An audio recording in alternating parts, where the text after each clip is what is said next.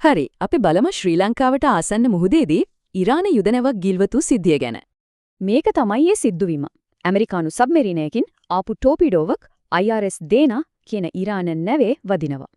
පිපිරීම කොච්චර සැරද කියනවනම් මුළු නැවම වතුරෙන් උඩට විසිවලා තමයි ගිලෙන්නේ.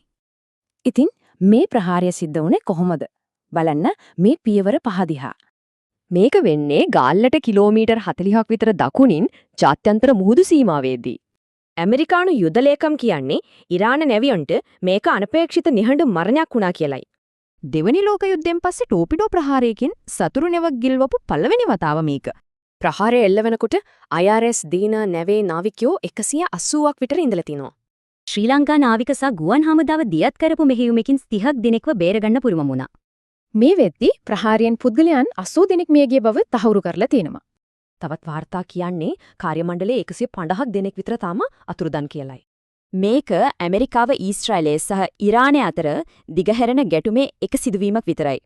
ඇමරිකාව මේ ප්‍රහාර දියත් කරන්නේ එපික් ෆියුරි කියලා නම් කරපු විශේෂ මෙහෙයුමක් යටතේ. ඇමරිකාවේ ස්ථාවරය පැහැදිලි. ඉරානයේ හමුදා ශක්තිය නැති කරනකම් ප්‍රහාර නවත්තන්නේ නැහැ. ඉතින් ප්‍රතිඵලය කලාපයේ සමුද්‍රීය තර්ජනීය දැන් තියෙන්නේ ක්‍රිටිකල් හෙවත් උපරිම මට්ටමේ. මේක යුද නැව් වලට විතරක් සීමා වෙලා නැහැ.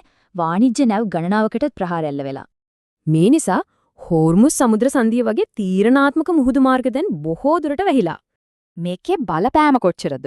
ලෝකේ තෙල් වලින් 20ක් කියන්නේ 5න් එකක් යන්නේ මේ හරහා.